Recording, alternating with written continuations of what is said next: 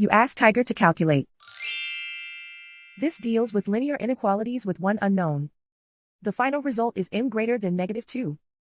Let's solve it step by step. Group all constants on the right side of the inequality. Subtract 20 from both sides.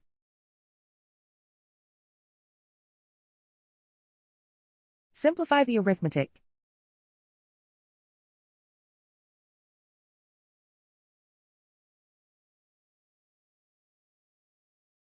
Isolate the m. Multiply both sides by 2.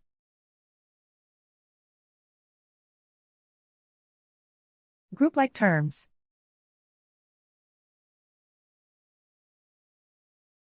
Multiply the coefficients.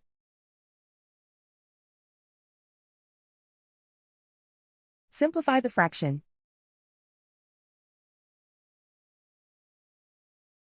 Simplify the arithmetic.